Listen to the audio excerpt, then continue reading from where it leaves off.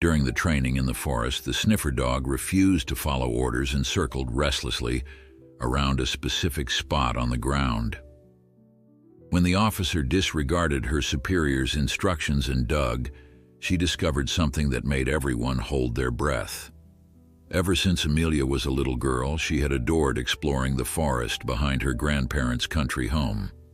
Its tall pines, winding trails, and the faint echo of rushing water always offered a sense of calm she could never quite find in the bustle of everyday life.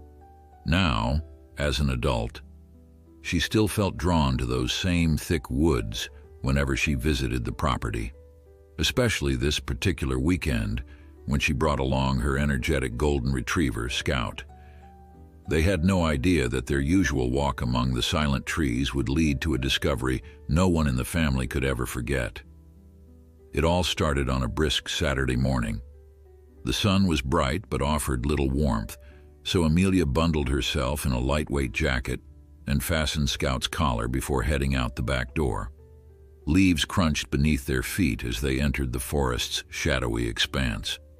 The crisp air carried a hint of pine and damp earth, along with a subtle undertone of anticipation.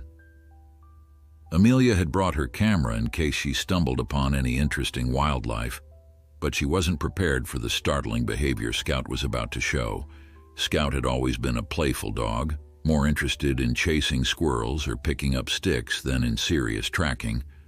But 10 minutes into their walk, Amelia noticed something strange. Instead of bounding ahead or wagging his tail at every rustling sound, Scout kept his nose to the ground. He tugged on his leash incessantly, leading Amelia off the usual path. At first, she assumed he'd caught wind of a rabbit or some small creature. However, the more they ventured off trail, the more fixated Scout became. His nose twitched, ears pricked up, and he moved with laser-sharp determination toward a patch of thick, tangled foliage. "Hey, buddy," Amelia said, gently tugging the leash. "What's gotten into you?" Scout ignored her voice, circling a particular spot beneath a large cedar. He sniffed with increasing urgency, then pawed the ground. The dog circled around that same patch 2 or 3 times, as though certain something lay hidden just below the surface. Amelia's heart pounded. Though she felt a shiver of unease, curiosity overrode her caution. She let go of the leash, trusting Scout to stay close, and leaned down to examine the area. The dirt looked a bit unsettled, the pine needles scattered as if recently disturbed. She remembered how her grandfather once said animals sometimes bury scraps of food, but this felt different, almost deliberate. She pulled a small folding trowel from her day pack. Her grandfather had taught her always to carry basic supplies when wandering in the forest. Scout sniffed the metal tool, then resumed his circling. Despite the crispness of the morning, sweat dotted Amelia's forehead as she began to dig. She half expected to find some old trap or a hidden stash of pine cones. With every scoop of damp earth, her anticipation grew.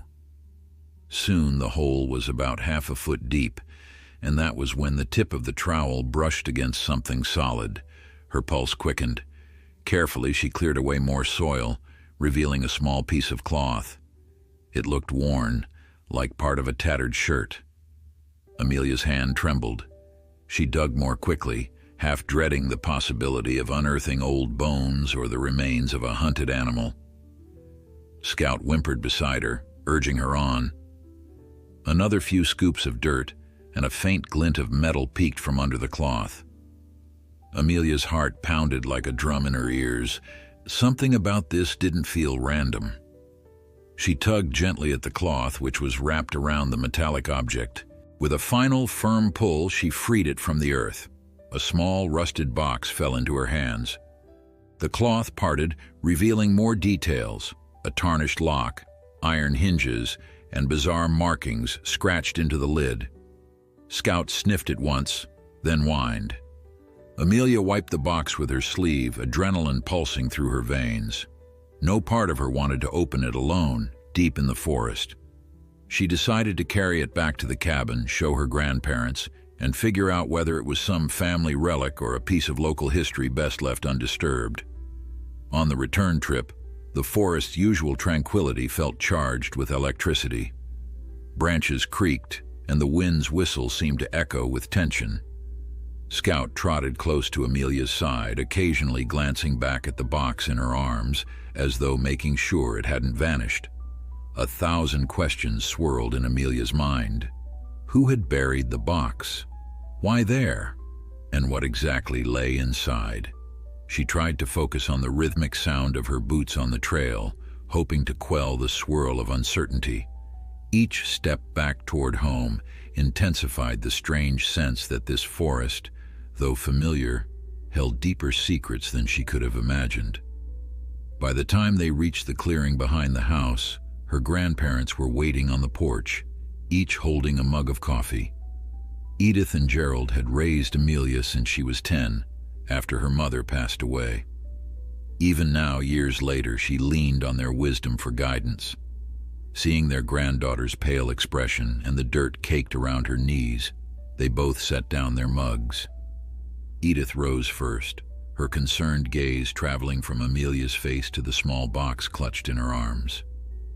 "My goodness, child," said Edith, her brow furrowed. "You look as though you've seen a ghost."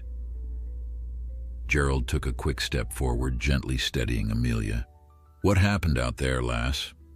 Amelia tried to speak, but her voice caught in her throat. She settled for holding out the box in silent explanation. Gerald whistled, eyebrows raised in intrigue. Edith's expression softened into worry.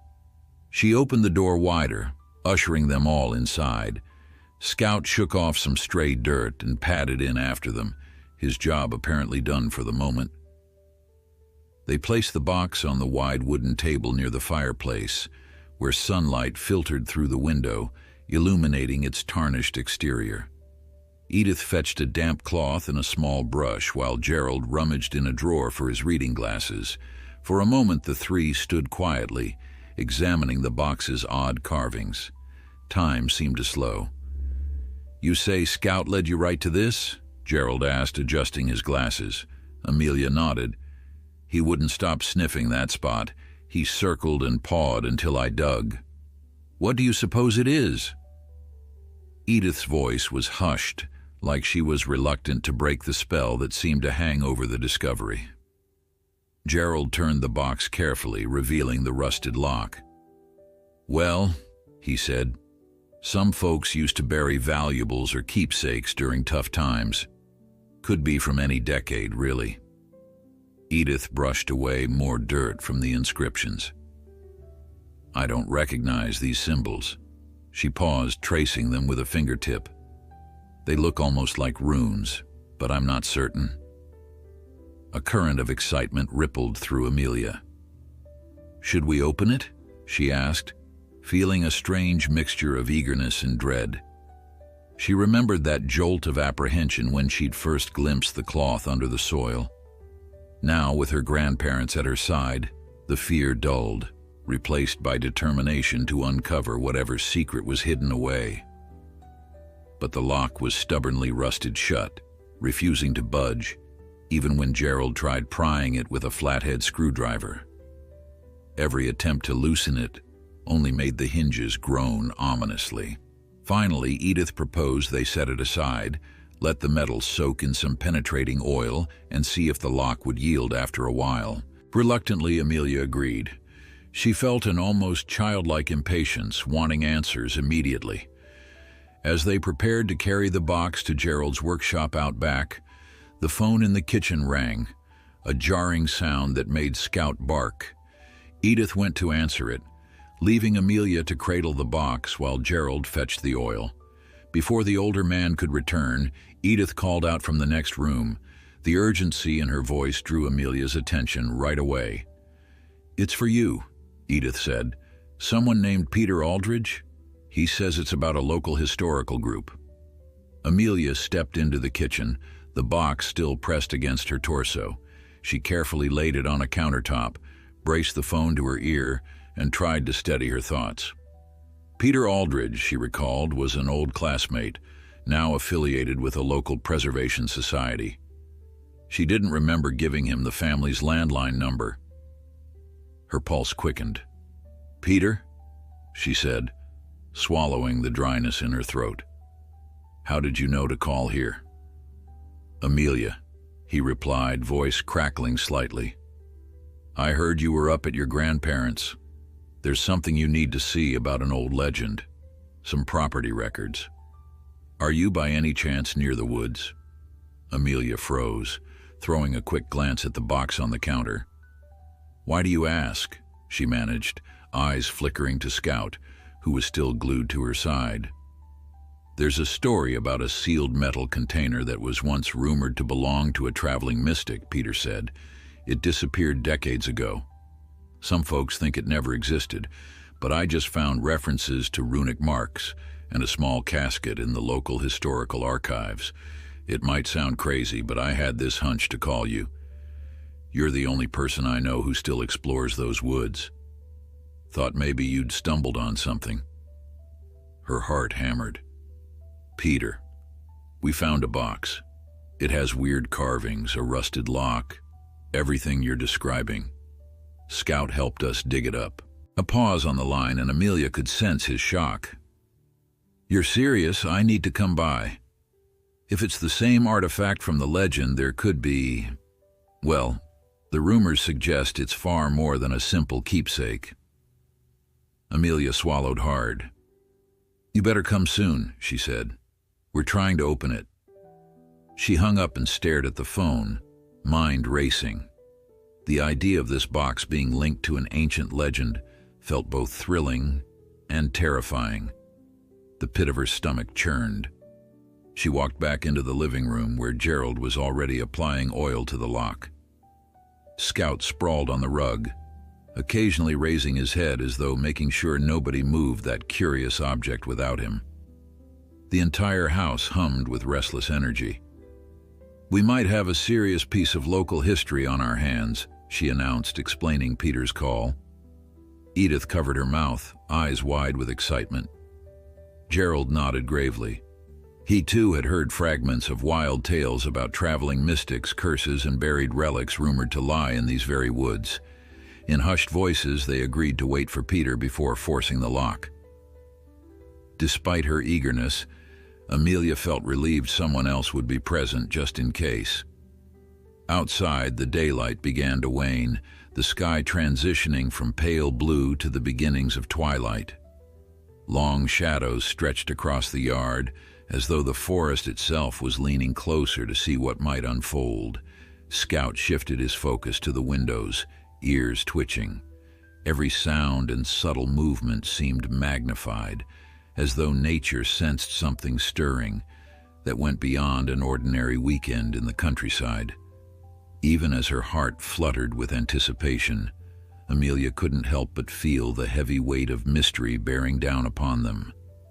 The dog had kept circling that spot in the forest for a reason, and if local legends held any truth, what they were about to uncover might be far more shocking than any of them had dared to imagine. Twilight had not yet fully settled when a rumble of tires on gravel signaled Peter's arrival. Amelia stood on the porch, the old metal box resting on a small side table, her heart fluttering with a mix of excitement and dread. Scout lay at her feet, tail swishing slowly as if sensing the tension in the air. Peter parked his dusty sedan beneath a maple tree, stepping out with a stack of folders clutched tight against his chest. He flashed Amelia a brief, nervous smile. Though they had gone to school together, they'd never been close friends, more like acquaintances linked by a shared love of local folklore. She offered a quick wave, still feeling an odd knot in her stomach. Whatever that box held, she had a growing sense that tonight would change everything she thought she knew about this forest. Inside the cozy living room, the atmosphere was electric. Edith had brewed coffee, and Gerald was pacing between the fireplace and the table where the mysterious artifact lay, its runic scratches faintly visible in the warm glow of the lamp. With soft greetings, Peter set his folders on a nearby chair and removed his jacket. He hardly glanced at the old photos of the property that adorned the walls, his focus riveted on the metal box. Scout padded closer to sniff Peter's ankles, then settled beside Amelia as if standing guard. Peter slid a hand through his hair, breathing out sharply. "I can't believe it," he muttered. "All those scraps of rumor in the archives. Never thought I'd see something that looks exactly like the descriptions." Gerald gestured for everyone to gather around. The lock still refused to budge, but the metal had been soaking in penetrating oil for an hour, and small flakes of rust now clung to the cloth beneath. Edith draped a hand protectively on Amelia's shoulder. "We didn't open it yet," Edith said, casting a sidelong glance at Peter. "Figured we should wait. You seem to know more than we do." Peter nodded vigorously, reaching for his top folder. He flipped it open and revealed copies of old newspaper clippings, scrawled notes, and a photocopied page from an antique ledger. Each item seemed steeped in the area's curious past. He pointed to a line of text in spidery handwriting. This ledger belonged to a traveling mystic named Silas Bren. He passed through these parts about 90 years ago, performing cures and rumored incantations. Then one day he vanished. Locals speculated he left behind a sealed box containing, well, the accounts vary. Some say it was a book of spells, others a treasure, and a few claim it was something more sinister. Amelia felt a chill run through her as she stared at the battered box. Could that same Silas Bren have hidden it beneath the forest floor? She glanced down at Scout, remembering the dog's intense focus on that particular patch of earth. "Whatever's in there," Peter continued, tapping the photocopies, "it's probably tied to the research Bren did in these woods. He was fascinated by certain runes used in ancient rites.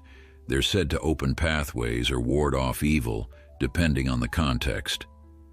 He paused, noticing Gerald's doubtful expression. "I know it sounds fantastic, but these are real local legends. People have whispered about them for decades."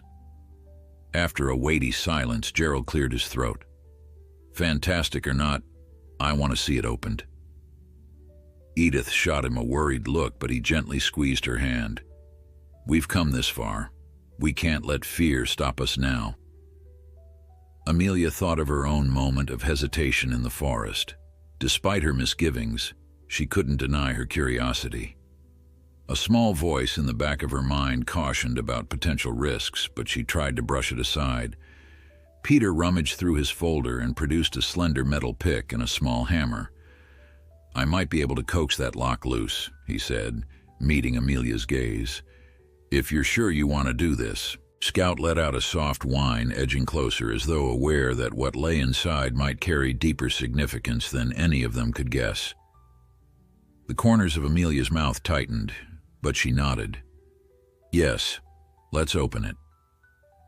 Gerald held the box steady while Peter carefully tapped the pick against the rusted lock.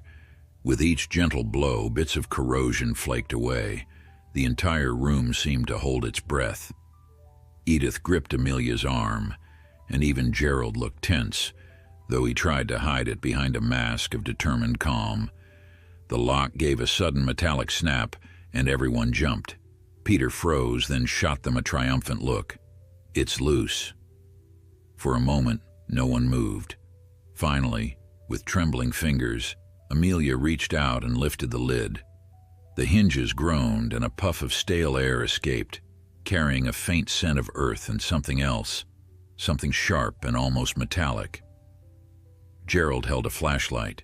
Its beam revealed a tightly folded cloth bundle darkened with age.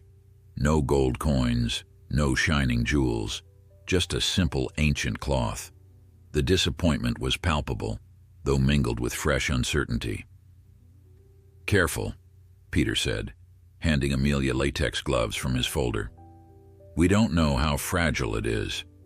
She slipped them on, gently extracting the bundle from the box. Under the lamp's glow, they could see faded symbols stitched along the fabric's edges. It appeared to be linen, possibly centuries old. With Gerald's help, Amelia unfolded it layer by layer. At the center lay a small, leather-bound booklet wrapped in a final layer of cloth. A hush fell over the room. Outside, the wind rattled the windows, as if urging them to consider the next steps carefully. Amelia touched the booklet's cover. The surface felt uneven, almost scaly, but she couldn't determine if it was due to age or some unusual treatment of the leather. The runic markings scrawled across it bore a striking resemblance to those on the box. For an instant, Scout growled low, ears flattening. Then he quieted, pressing against Amelia's leg. Peter inhaled sharply. "That might be Silas Bren's grimoire," he breathed, voice trembling with excitement. The rumored text filled with his observations and, well, possibly spells. Gerald frowned, though curiosity burned in his eyes. "Open it. Let's see what the old mystic wrote." Edith pressed her lips together, looking from Amelia to Peter, then back to her granddaughter. Finally, she nodded her consent. Amelia carefully lifted the booklet's cover. The pages were dry and brittle, covered in looping handwriting that time had faded, but not erased. A few pressed flowers fell out, their petals now little more than crumbling brown fragments. The initial pages seemed to record mundane details, lists of herbs, sketches of forest plants, cryptic references to places where the veil is thin. Then, about midway through, there was a distinct shift in tone. The writing became cramped, urgent, and the sketches veered into unsettling territory. Dark shapes, odd symbols, and what looked like attempts at recording whispered voices. Edith looked alarmed, tracing one illustration with her fingertip. "These drawings, they don't look like ordinary plants or animals." The shapes had elongated limbs, strange eyes, and forms that seemed halfway between beast and man. Some of the runic inscriptions resembled warnings more than notes. Amelia flipped to a page near the end, feeling an almost magnetic pull to read further. She found a passage in the same looping scrawl. "This forest holds a gate. Beyond it lies the domain of shadows that feed on fear. The runes protect us. To break them unleashes a hunger that cannot be easily quenched. To bury the box is to bury the path, to seal it from mortal sight." A chill prickled across Amelia's skin. She read the lines aloud, voice trembling. The hair on the back of her neck stood on end and Scout whined softly. Gerald's brow creased. "A domain of shadows. That sounds like pure folklore." Peter cleared his throat. "Folklore often has roots in truth, especially in rural legends. People have reported strange sights and lights in these woods for generations. My own grandmother used to say there were places one mustn't tread after sundown." Edith closed the booklet gently and exhaled. "Whether this is some old story or something else, we can't just dismiss it. We found this for a reason." She cast a glance at Scout, who was still on alert. "Amelia, you're the one who discovered it. What do you think?" Struggling to form an answer, Amelia looked from her grandparents to Peter and back to the box. Her rational mind wanted to dismiss the notion of gates or shadow realms as archaic superstition, yet she couldn't deny the heaviness in her chest, the sense that something beyond logic was stirring. Finally, she managed to speak. "Maybe we should lock it up again," she said quietly. "Preserve it in a museum or send it to a university. I'm not sure we should be reading further if it truly warns about something dangerous." Gerald shook his head. "You know how these things go. Once you've started, the only way out is through. If there's a threat, we must understand it to protect ourselves, especially after unearthing what might be some sort of warding device."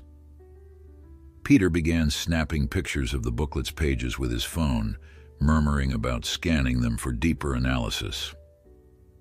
Scout let out another low growl and lumbered toward the front door, ears perked. Amelia and Edith exchanged tense looks. "Something spooked him," Amelia said softly. She walked over to the window and peeked out. The yard was eerily still, dimly illuminated by the porch light. The faint outline of the forest beyond looked menacing. Perhaps it was just the wind. Nonetheless, Scout's hackles were raised. It occurred to Amelia that the dog might be sensing more than a rustle of leaves. She swallowed hard, recalling the cryptic lines from Bren's journal about unsealing something that fed on fear. Peter set down his phone and followed her gaze, pressing close to the window. "I don't see anything," he murmured. "But it feels off." Gerald secured the box and its contents, carefully closing the lid. Edith hovered nearby, uncertain whether to comfort Scout or help Gerald pack up. Silence fell in the living room, each person weighed down by the possible consequences of meddling with an artifact that had been hidden for decades, maybe with good reason. Amelia flicked off the overhead light, leaving only the soft glow of the table lamp. A hush descended, the kind that makes you strain your ears for any unknown threat lurking outside. Suddenly, a faint thump sounded at the porch. Scout barked sharply, rushing forward. Gerald grabbed a flashlight while Amelia's heart hammered. She reached for the doorknob, ignoring Edith's whispered pleas to be cautious. The porch steps creaked, and the shadow of some shape flitted across the window. Amelia yanked the door open, raising the flashlight. Its beam landed on a startled raccoon scuttling away down the path. Relief crashed over her in a wave so strong it left her knees trembling.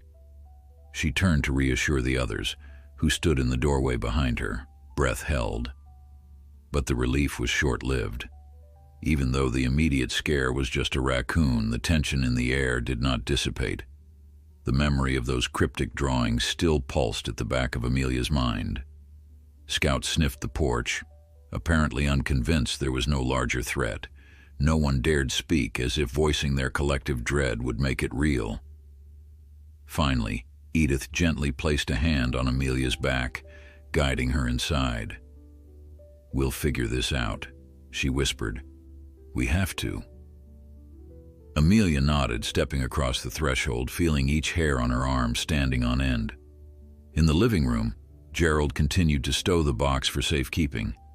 Peter fumbled with his phone to show them a zoomed-in photo of one particularly chilling page from the booklet, an image of something tall and lean with elongated limbs, half hidden behind trees.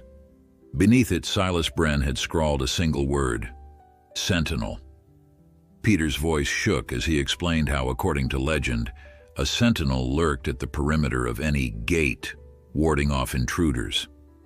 Whether it was meant to protect mortals from stepping through or to guard whatever lay beyond was unclear. Edith sank into her armchair with a tired sigh. "All right, maybe it's time we all took a moment to breathe. If there's something bigger at play, we'll need clear heads." Gerald nodded. "Peter, you can take the photos home and start cross-referencing them with your archives. Meanwhile, we'll keep everything locked here tonight. Tomorrow, we decide what to do next." Though it felt like a stopgap solution, no one argued. They agreed that thoroughly researching the text and runes might reveal whether the domain of shadows was just a myth or if they'd disturbed something truly formidable. Before leaving, Peter shot Amelia a supportive look. "I'll be back in the morning. Stay safe." As he slipped out into the darkness, Amelia heard the distant rumble of his car engine on the dirt road. The clock on the mantel chimed softly. Scout let out a long, low yawn, as if to say they had endured enough excitement for one night. Yet Amelia's gut churned with a sense of unfinished business. She patted Scout's head, hoping to absorb his calm. "You led us to that box," she whispered. "I just hope we didn't unleash something we can't handle." The old house settled into quiet, though it was a restless kind of silence.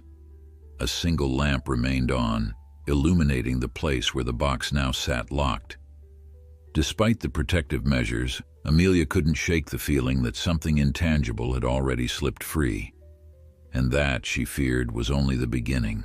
Nightfall brought fitful sleep to everyone under that old roof. Amelia lay awake long after midnight, the quiet rasp of her grandparents' breathing coming through the thin walls. Though she willed herself to drift off, every time her eyes shut, She saw flickers of those unsettling sketches from Silas Brenn's booklet, eerie shapes half hidden between trees, runic symbols scrawled in urgent loops. She finally surrendered to wakefulness and climbed from bed, tiptoeing to the window that overlooked the forest. Despite the darkness, she could pick out the faint outline of pines beneath a waning moon. She imagined they loomed larger than ever before, concealing secrets and warnings among the rustling boughs. She wrapped a blanket around her shoulders and padded softly through the hall. Scout slept curled on a small rug, but his ears perked when he sensed her moving. He rose, stretching with a gentle whine before following her to the living room. The single lamp illuminated the table where the closed metal box now rested. Knowing it was locked did little to ease her sense of foreboding. She stared for several moments until Scout brushed against her calf, seeking comfort. Part of her wanted to open the box again and page through Brenn's writings, just to be certain she hadn't imagined those dire warnings. Another part of her wanted to lock it away forever, bury it in the yard and walk away.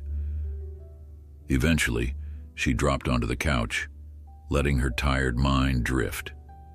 Scout rested his head on her lap, and together they kept a silent vigil until first light crept through the windows.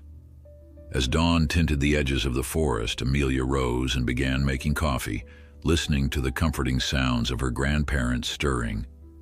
Edith joined her in the kitchen soon afterward, wearing a pink bathrobe and an encouraging smile that didn't quite reach her eyes. "Couldn't sleep either?" Edith asked softly, placing a gentle hand on Amelia's back. "Not well," Amelia confessed. "I keep thinking about those pages. I know it sounds crazy, but I feel like we've cracked open something more than just a dusty old box." Edith squeezed her shoulder. "We'll figure it out. Let's try to keep our feet on the ground until we know more." Gerald emerged next, already dressed in work pants and a flannel shirt, as though bracing for a day of heavy lifting. In a way, Amelia thought, that was exactly what awaited them.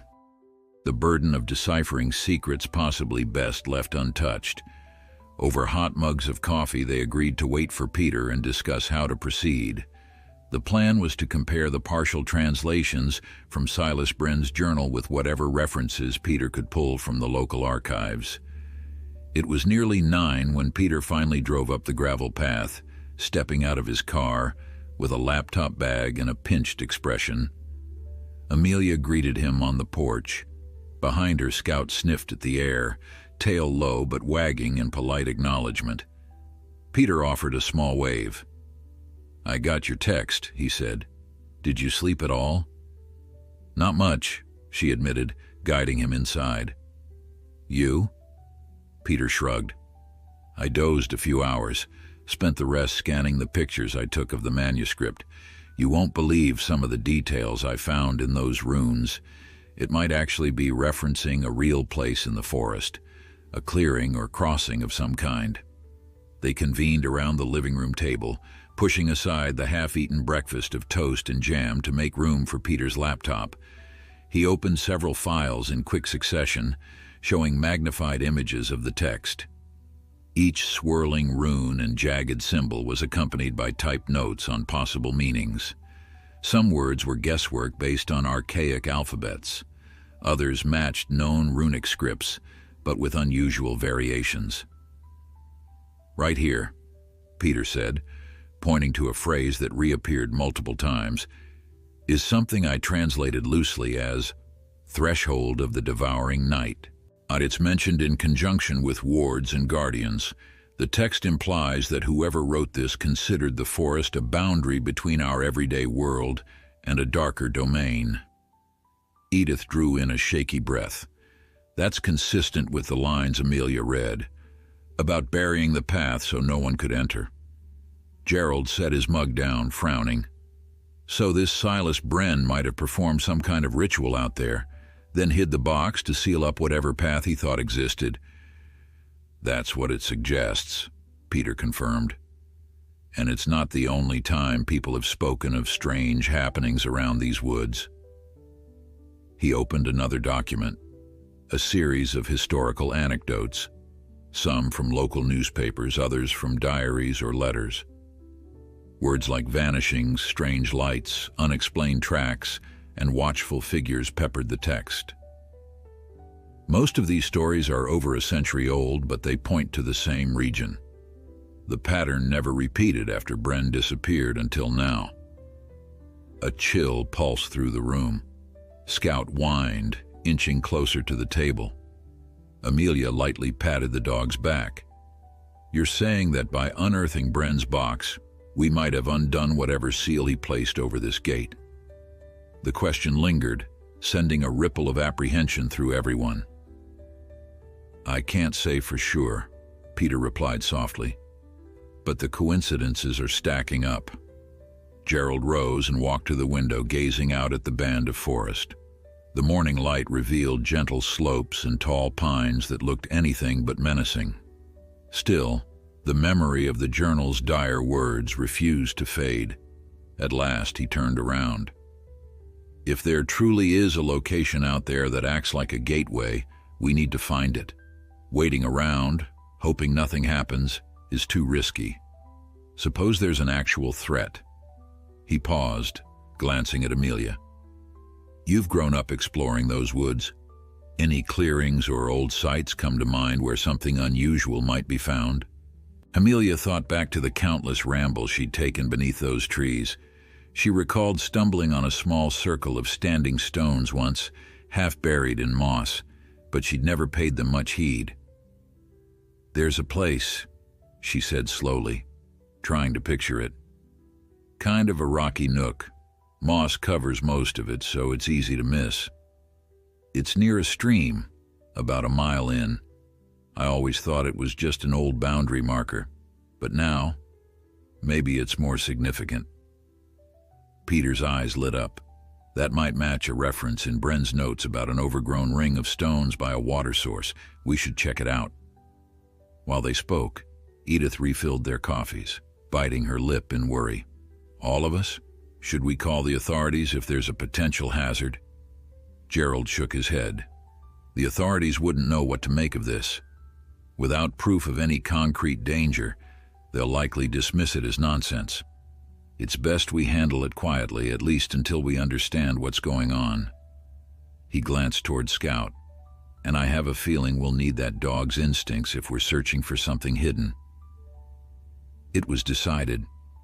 After a quick round of preparations, flashlights, sturdy boots, a first aid kit, they stepped outside. The morning sun was climbing higher, casting dynamic shadows in the yard. Amelia felt an odd heaviness in her chest as they approached the forest edge, that sense of stepping into a place that was no longer quite the same. Scout bounded ahead, nose twitching, tail wagging more from duty than simple playfulness. She could almost feel him scanning the scents, searching for that peculiar trace that had first lured him to the buried box. Trees closed around them like silent sentinels. The hush of the canopy brought back memories, carefree hikes from her youth, fort building among the roots, the gentle trickle of the nearby stream. But now those recollections were tinged with tension. Peter snapped pictures of any unusual markings or runes carved on trees, signs they might previously have overlooked. Every now and then, Gerald paused to scratch at moss-covered rocks, checking for hidden inscriptions. Edith held a hand to her chest, breathing deeply to steady herself. Amelia understood that her grandmother was brave, but a lifetime of hearing ghost stories might make this quest far more frightening than she ever let on.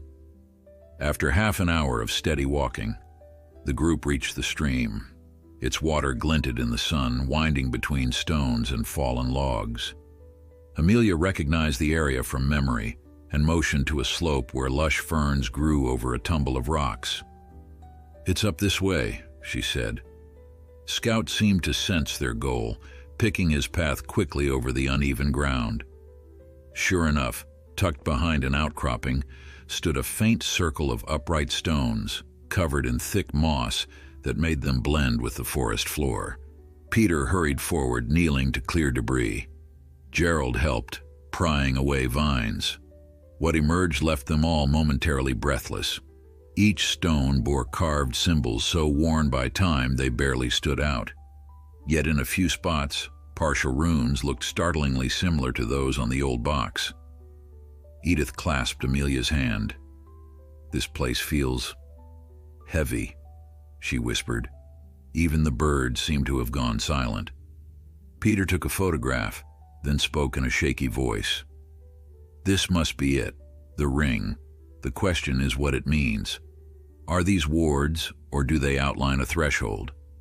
His fingers traced the worn grooves in the stone. "We need to examine them closely, see if they match Bren's journal." Scout padded into the center of the circle, tail stiff.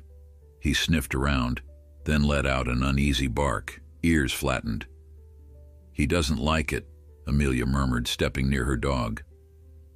The ground felt strangely cold despite the mild sun overhead. A faint prickle crawled along her arms. Gerald circled one of the stones, shining his flashlight into the runes. "Can't read them, but they're definitely runic. Some kind of boundary marking, maybe. If it was meant to keep something out, or in, my guess is that disturbing that box could have disrupted the protective layer." He glanced at Peter. "Let's see Bren's notes." Peter pulled out his phone, scanning through the high-resolution images of the journal pages. He squinted at the screen. "This is the matching symbol." He tapped the phone's display and turned it so Amelia and Gerald could see. The curve and slash of the rune matched perfectly with the faint grooves on the stone, as if drawn by the same hand. So it's definitely part of the same story.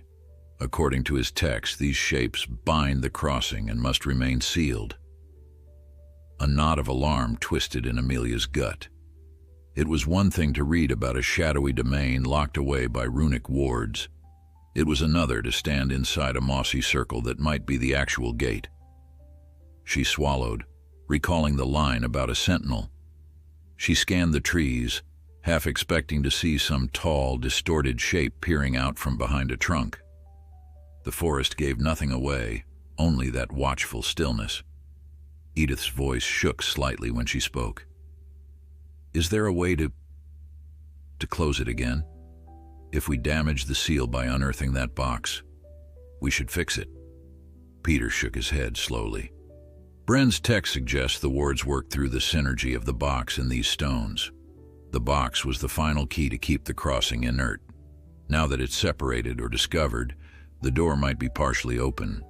Unless we replicate whatever ritual Bren did, we might not know how to reseal it." Gerald exhaled, looking pained. "So we're dealing with old magic, or at least old beliefs." He placed a hand on Amelia's shoulder. "We need to read more of that journal, see if Bren left instructions." "But we already read the main warnings," Amelia said, voice quavering. "If there was a ritual, maybe it's in the pages we glossed over." A sense of dread rose in her, remembering the frantic scrawl. "We'd best do it quickly if we're to stop something worse from happening." They agreed to return home, gather the journal, and attempt to decode it fully. Each felt relief leaving the circle behind, though no one said it. On the way back, Scout remained vigilant, nose occasionally lifting to catch the breeze. Several times he let out a low growl at nothing Amelia could see, and each time her pulse hammered. The climb downhill felt longer than the ascent, overshadowed by creeping anxiety about what might be stirring.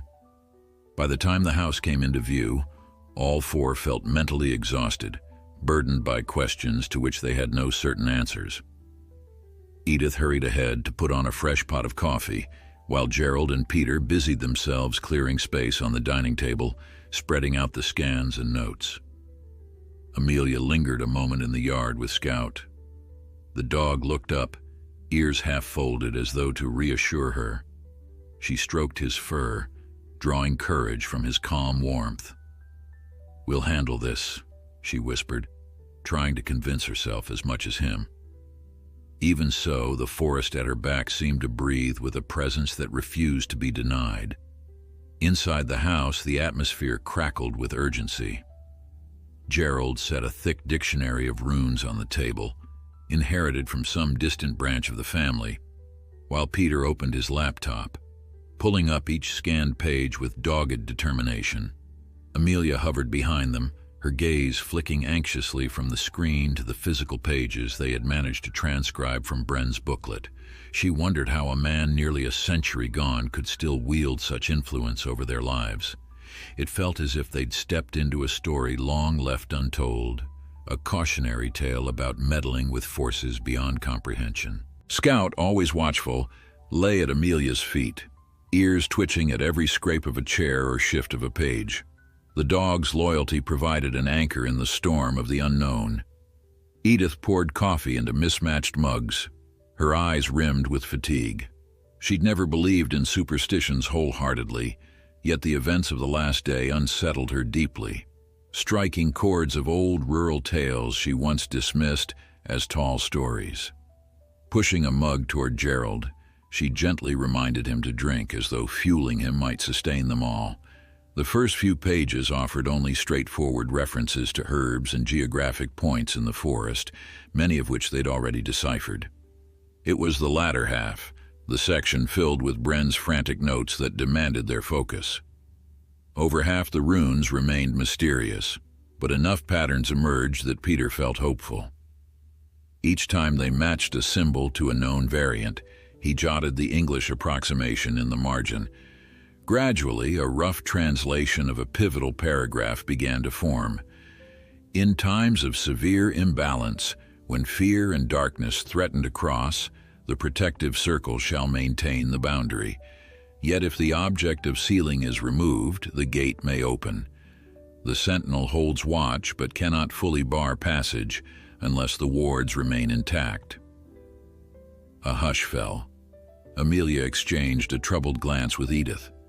So Bren had indeed intended the box to remain in the ground, forever safeguarding the forest from whatever lurked beyond that threshold. Removing it might have caused the wards to weaken, or perhaps begun a slow unraveling of protective energies. Gerald drummed his fingers on the table. This sentinel that keeps cropping up, what is it exactly? He asked, as though suspecting they already knew. Peter combed through more scribbled lines, whispering translations under his breath. At last he found another mention. A sentinel is born of shadow and shaped by intent, bound to ensure the crossing remains sealed. Should it sense interference, it may rise against intruders, reflecting their own fears to drive them away. His voice wavered slightly, and he set the page aside. It's some spirit or entity, according to Bren, he explained. A manifestation of whatever energies flow around that crossing. The idea that an otherworldly presence might be prowling around the circle of stones caused an uneasy knot to form in Amelia's gut. She eyed Scout, remembering the dog's tense growls earlier. Perhaps he had caught a whiff of that very thing. Edith exhaled, her fingertips trembling against her mug. So if we leave it alone, does the sentinel simply vanish? Or is it too late, now that we've taken the box? Rubbing his temples, Peter admitted he didn't know. The notes seemed incomplete. Either Bren never finished, or some pages had deteriorated. All they could ascertain was that once the seal was broken, the potential for unwelcome crossing grew each passing day. The notion of letting time slip by without action felt terrifying. We can't just leave it, Amelia said. Not if there's a chance someone could get hurt, or that something could slip through. Gerald's expression hardened in resolve. We put it back, he declared. We bury the box again, right there in the forest, recreate the seal as best we can. But Peter pointed out that in addition to burying the box, there seemed to be a ritual described in coded references, a sequence of spoken runes, gestures, and placement of symbolic items. Without performing it precisely, returning the box might fail to restore the barrier. They pored over each cryptic line, determined to piece together the instructions from Bren's scattered scrawls. Daylight gave way to a soft, gray overcast, which turned the windows into dull mirrors reflecting their worried faces. Occasionally, Scout would rise and pace the room, pausing by the door as though he sensed something drawing near. Each time, Amelia stiffened, half expecting a sinister shape to loom outside, but the yard remained quiet. Time blurred under the weight of translation. At last, by mid-afternoon, they had a semblance of a plan: gather certain forest materials, re-enter the circle at dusk, recite the runic invocation from Bren's notes, and bury the box with the correct orientation. Edith swallowed, her voice small. Dusk. Isn't that the worst time if this domain of shadows is real? Peter let out a breath. Bren's writing indicates the veil is thinnest at twilight. That might also be the ideal moment to reseal it. If we wait till broad daylight, the wards might not fully align with the crossing. The logic was unnerving, but they had no better alternative. Gerald accepted it with grim determination. Then we'll do it. Tonight. The hours until sunset felt too short. Under Gerald's guidance, they gathered what the texts mentioned: fresh pine boughs, a bowl of stream water, coarse salt, and a makeshift torch. The runic lines needed to be recited in correct order, so Peter practiced pronouncing them as best he could, while Edith wrote them out phonetically. Amelia tested the old lock on the box, making sure it was shut but not jammed. She wanted no chance of it opening mid-ritual. Meanwhile, Scout prowled at their heels, drawn to the unusual energy swirling in the household. They took a brief break to eat, though no one had much appetite. The meal was a silent affair of soup and bread, overshadowed by the knowledge of what lay ahead. Outside, clouds thickened, threatening an evening drizzle. In the hush of a late afternoon gloom, they prepared to leave. Amelia secured Scout's collar. Part of her balked at bringing him along, but leaving him behind felt wrong. If they faced danger, his instincts might be vital. And so, as the sun dipped behind the treetops, the 4 humans and 1 faithful retriever set out. The box, wrapped in cloth, lay tucked under Gerald's arm. Peter carried a backpack with the materials. The forest greeted them with that same hush as earlier, but now it felt like a living creature waiting for their move. The only real sound was the crunch of leaves beneath their boots, and the occasional drip of moisture from overhead branches. Shadows elongated, merging until the whole canopy took on a dim, eerie cast. Scout's body language grew tense. Every rustle made him lift his muzzle, scanning the gloom. At last, they reached the ring of stones. What had seemed just a mossy circle by daylight now bore a presence that turned Amelia's stomach. The stones felt taller, almost watchful. She swore the air grew colder the instant they stepped inside. Gerald set the box on a flat rock at the circle's edge. Following the hand-copied instructions, Edith arranged pine boughs around the perimeter. Then Peter poured stream water into a shallow dish, sprinkling in a pinch of salt. The moment the crystals touched, a faint sizzle whispered through the silence. Amelia's mouth went dry, but she forced herself to keep placing the boughs carefully, forming the boundary shape they'd seen in the journal sketches. Standing at the center, Peter raised the torch. Gerald flicked his lighter, igniting the cloth-wrapped tip. The tiny flame crackled, casting jumping shadows across the runes. With a shaky breath, Peter began reciting the runic lines, stumbling once or twice before finding a steady rhythm. His voice resonated in the clearing, odd syllables echoing as though magnified by unseen walls. As the chant built, Amelia sensed a subtle shift. The circle's gloom deepened and Scout growled low. A flicker of motion at the corner of her vision made her whip around. Nothing. Yet goosebumps lined her arms. She recalled the journal's talk of a sentinel made of shadows. The hair on her neck prickled. Peter's voice rose to a near shout, spurring them to the final lines.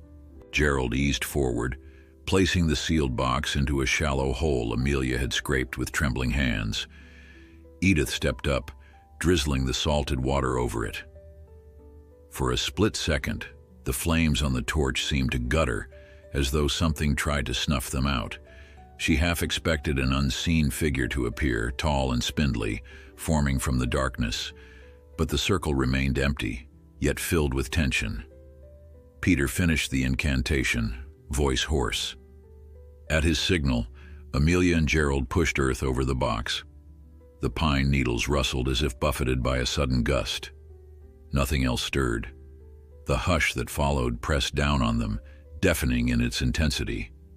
Minutes stretched as they waited for a sign, some proof that the ritual worked. Then, from deeper among the trees, came a strangled sound, almost like wind whistling through a narrow gap. It dissipated into the gloom. Scout barked once, hackles raised, but did not leave Amelia's side. Eventually, the forest fell back into an uncanny stillness. Peter exhaled. "I think we did it." His words trembled, uncertain. None of them truly knew whether that fleeting noise signaled success or a threat. Still, they'd followed Bren's instructions as best they could. Gerald doused the torch in the damp earth, nodding at Edith and Amelia to gather the leftover materials. "Let's go home." He spoke softly, as though reluctant to disturb whatever delicate balance they might have restored. Turning, they left the circle, feet crunching the undergrowth, hearts racing with relief and dread. Scout led the way, his stance loosening, as if some tension had lifted. Darkness settled in fully as they retraced the path. A drizzle began, pattering on leaves overhead. The conversation was brief, each of them drained. Peter carried the sense of finality in his posture, hugging the backpack to his chest. Yet Amelia caught him glancing back more than once, as if worried something might follow. She felt the same. Even with the box reburied and the ritual performed, a subtle layer of unease clung to the forest air. They reached the house, stepping onto the porch with relief. Lantern light spilled from the windows, a comforting beacon in the murky night. Once inside, Edith locked the door, turning the deadbolt with a shaking hand. Gerald set his boots aside, scanning the yard through the glass. Peter dropped his pack on a chair. Their eyes met in a silent agreement. No matter how thorough they'd been, it might not be over. They needed to stay vigilant. Nobody felt like celebrating just yet, but exhaustion soon forced them all into bed. Even Scout collapsed on the rug by Amelia's door, his tail barely thumping when she reached down to give him an absent-minded pat. The night stretched on without incident, though Amelia's dreams swarmed with half-seen silhouettes moving among trees, trailing whispers she couldn't decipher. She awoke before dawn to an eerie calm. The house lay silent as she dressed and crept into the living room. Gerald was already there, standing by the window with a mug of coffee, staring at the faint outline of the forest. His expression was pensive, as though weighing every risk they had taken. When Amelia joined him, he gave a small nod, then sipped quietly. She felt his tension as sharply as her own. Soon the others roused. Edith moved about the kitchen with mechanical efficiency, placing dishes out more from routine than appetite. Peter emerged from the guest bedroom, hair tousled, lines of worry etched into his face. No one brought up the circle of stones right away, nor the ritual they had performed. It was as if voicing it too soon might unravel the fragile hope they had that everything was now contained. After a sparse breakfast of eggs and toast, they gathered in the living room to share impressions of the night. Edith said she had slept better than expected, while Gerald admitted he'd spent hours gazing out windows, half expecting to spot some hunched figure creeping at the forest's edge. Peter confessed that despite feeling drained, he couldn't shake the notion that the incantation might be incomplete. Certain lines had seemed cut off by smudges of ink, which could hide critical final steps. Amelia, who had been haunted by fleeting nightmares, merely shrugged. "It's done," she murmured. "If there's more, we'll face it." Still, her tone couldn't mask her unease. Scout sensed it, pressing close whenever she paced too near the door. Eventually, they decided to check the orchard behind the house to distract themselves and confirm life was carrying on as normal. The orchard, once run by Amelia's grandparents for a modest apple harvest, had grown mostly wild. In the past, deer and small critters roamed between the untended rows, nibbling half-rotten fruit that fell to the ground. Today, though, the orchard felt strangely deserted. No rustling in the grass, no flicker of birds among the branches. The entire place seemed frozen. "This is odd," Edith said, stooping to pick up a bruised apple. "Normally we see rabbits, or at least signs that they've been here. Everything's so quiet." That quiet unnerved Gerald, who let out a long breath and rubbed the back of his neck. Peter crouched near a patch of soft earth, searching for animal tracks. He found none. Amelia tried to laugh it off, suggesting maybe the local wildlife had found richer feeding grounds, but her own voice sounded hollow. The morning passed in cautious monotony. They weeded a small vegetable patch, repaired some loose boards on the barn, and busied themselves as though hoping manual labor would chase away lingering dread. When midday arrived, the sky remained overcast, hiding the sun. Peter glanced at his watch. "I should head back to town soon," he announced. "Check the archives to see if there's any mention of a second or follow-up ritual." Though they all felt reluctant to separate, no one argued. Gerald offered to drive him, but Peter insisted on taking his own car. He departed with a wave, promising to call the moment he found anything of note. Amelia watched his taillights disappear down the gravel lane, an inexplicable heaviness settling in her chest. Afternoon brought a thin drizzle that slicked the yard in a sheen of rain. Amelia and Edith retreated to the living room. Scout followed them, curling up by Amelia's feet as she settled on the old sofa. Edith retrieved her crocheting, though her stitches seemed absent-minded, tangling the yarn. They spoke in low voices about everyday matters, old memories, childhood pranks, skirting the true topic that loomed over them. Gerald, needing to feel useful, drifted to his workshop out back. From time to time, the tap of his hammer echoed across the yard. Shortly after 3, the phone rang. Amelia's stomach lurched, expecting it to be Peter with some fresh revelation. Instead, it was one of Edith's church friends, calling about a bake sale. The mundane chatter was surreal against the tension that had become their new normal. Amelia soon excused herself, handing the phone to Edith and wandering onto the porch. Scout followed, stepping gingerly across the wet boards. Outside, rain pattered softly. The orchard lay in misty gloom, the tree line of the forest barely visible. Amelia breathed in the damp air, hoping it would ground her.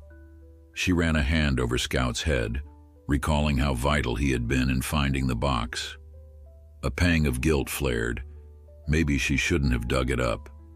Perhaps she had robbed the forest of its silent guardian by unearthing that sealed object. She exhaled, peering into the distance. That was when she saw it, movement among the farthest apple trees. At first she thought it might be a stray dog or a foraging deer, but the shape was too tall, too angular. Her pulse thudded. Scout stiffened, a low growl slipping from his throat. Straining her eyes, Amelia tried to distinguish details. The figure stood partially obscured by branches, motionless, as though watching. She sensed no color, just a silhouette. Anxiety pricked her scalp. Could it be a person? A neighbor wandering too close? She blinked, and the shape seemed to recede into the mist. Gathering her courage, she stepped into the yard, ignoring the chill of rain soaking into her shoes. Scout walked at her side, growling softly. The orchard was only about 100 yards away. If it was truly someone trespassing, she needed to know. Each step felt weighted, her breath shallow. By the time she reached the first line of trees, the orchard's hush enveloped her. No footprints in the mud, no broken twigs, nothing except the faint drip of rain from the leaves. She paused, scanning left to right. A breeze rattled branches, causing half-rotten apples to tumble to the ground. In that moment, she realized just how alone she was. Then came a flicker of motion to her right.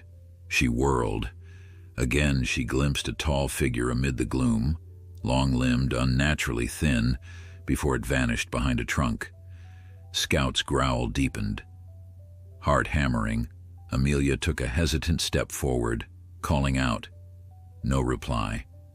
The air felt thick, as though the orchard itself held its breath. She advanced another yard or two, only to find emptiness among the dripping branches. Shaken, she backed away. If it truly was some intruder, they had hidden themselves expertly. More likely, she feared, it was no ordinary intruder at all. She retreated until she regained the porch, relief washing over her the instant she stepped under the eaves. Adrenaline pounded in her veins, cheeks hot despite the cold rain. Scout kept looking back uneasy. Amelia forced her voice to steadiness when she re-entered the house and found Edith off the phone. "Grandma," she said, voice husky, "I just saw something in the orchard. It looked tall, like a person, but not quite." She described the silhouette, noticing that Gerald had joined them, tool belt slung over one shoulder. "You sure it wasn't a trick of the light?" he asked, tension creeping into his tone. Amelia shook her head. "I'm sure. Scout saw it too." A long silence settled. Edith set aside her crochet, eyes wide. Could it be that sentinel spirit from Bren's notes? The very word sentinel made Amelia's stomach clench. "I can't be certain," she replied, but it felt wrong. Gerald inhaled, rubbing a hand across his jaw. "If we resealed the crossing, how can it still be out here?" He walked to the window, gazing at the orchard with troubled intensity. Nothing moved except swirling mist and droplets of rain. Could the ritual fail if certain lines were missing? Edith asked softly. "We tried to be thorough, but maybe something went awry." Amelia pressed her lips together, remembering how the torchlight flickered at the last moment of the incantation. "Peter will call if he finds more instructions," she said, though the reassurance felt thin. Gerald nodded, gripping the window frame. "We might need to repeat the ritual if we discover additional steps," he muttered, "or find another method. We can't risk leaving a half-bound sentinel to wander." The afternoon dragged, each minute lengthened by dread. Amelia kept close to the windows, scanning for any sign of that gaunt silhouette. She spotted no further movement, but her heart refused to settle. Scout lay near the threshold, frequently lifting his head to sniff. Soon the drizzle evolved into a steady rain, tapping on the roof. By dinner, Peter still hadn't called. Gerald spent much of the meal distracted, gnawing at his bottom lip.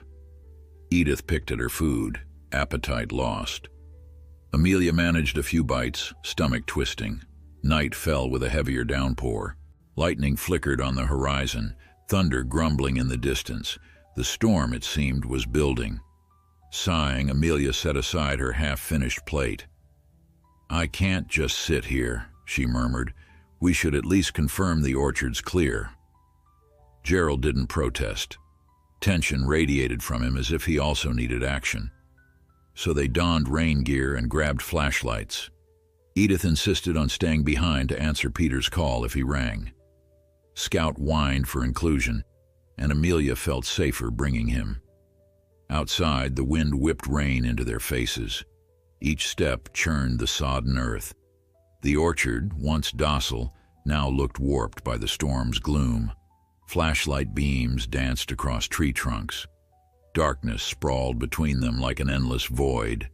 They advanced, breath steaming. At times, Gerald called out in a firm, commanding voice, as though expecting a trespasser, but no one answered. The orchard yielded only the splash of water and the faint rustle of saturated leaves.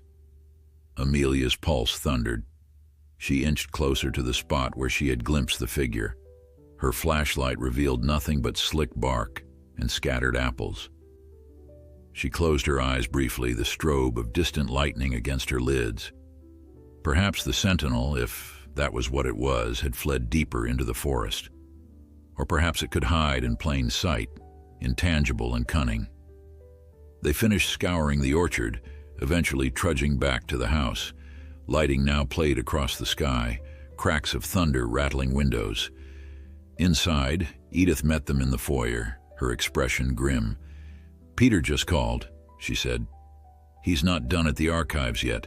Something about a sealed chapter in an old ledger, but they won't let him copy it. He might have to bribe or sweet-talk the curator to see it. Says he'll keep us updated." Frustration churned in Gerald's face. "Wow, we'll have to wait then." Yet none of them relished a wait. A cold trickle of dread slid down Amelia's spine as thunder boomed again, closer now. In the lamp's glow, she saw Scout's ears flattened. The dog disliked storms, but she sensed his agitation went beyond thunder. Lightning flashed once more, momentarily flooding the front windows with brilliant white. In that split second, Amelia thought she saw a shape by the orchard fence. She froze, breath catching. But when the world dimmed again, the yard was empty, battered only by the downpour. "We'll keep watch," Gerald declared, ushering them away from the windows. "Everyone stay alert."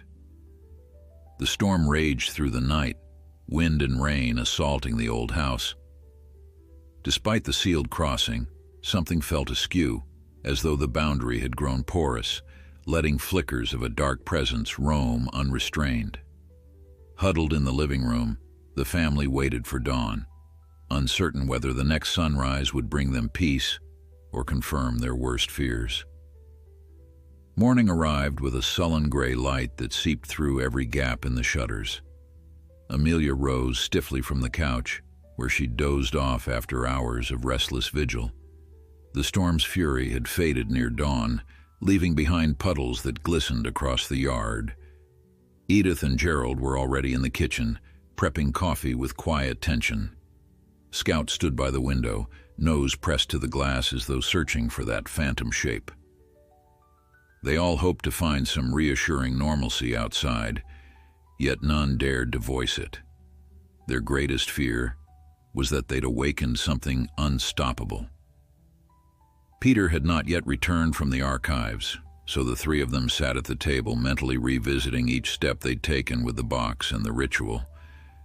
Amelia recounted the shape she thought she'd glimpsed among the orchard trees, describing its unnerving height and the swift way it melted into shadow. Gerald re-examined the runic instructions they'd used at the circle, muttering about possible omissions. Edith quietly sipped coffee, her fingers trembling around the mug. Every so often, Scout let out a faint whimper, earning a few soothing pats on the head. The silence between them only deepened.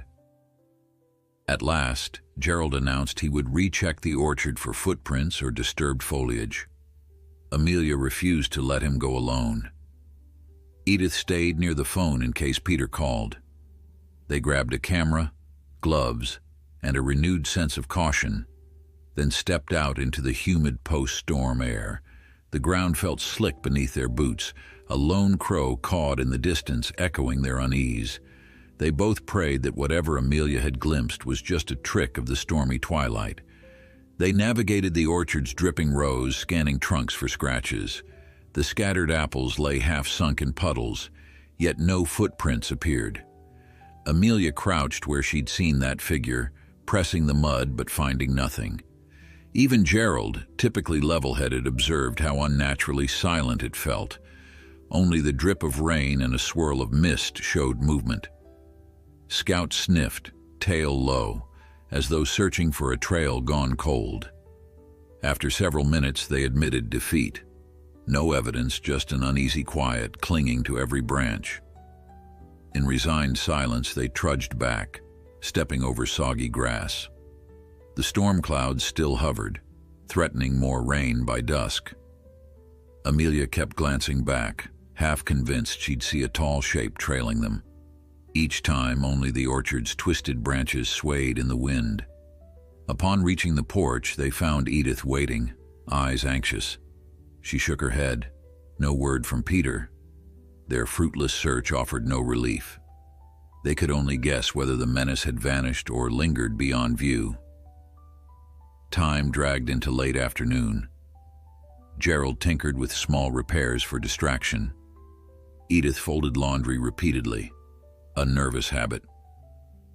Amelia wandered from window to window, eyeing orchard and forest, the empty road beyond. Scout dozed but occasionally rose to circle, sniffing at the air. The phone stayed mute, fueling concern for Peter. Each passing minute hinted that they lacked a key piece of Bren's puzzle. If the sentinel indeed roamed beyond the resealed threshold, an incomplete ritual might spell disaster for them all. Finally, just before twilight, the phone's ring shattered the silence.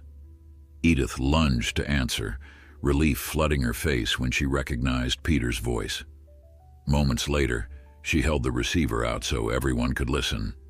Peter spoke quickly, explaining he'd uncovered a fragment referencing a binding codicil in Bren's ledger.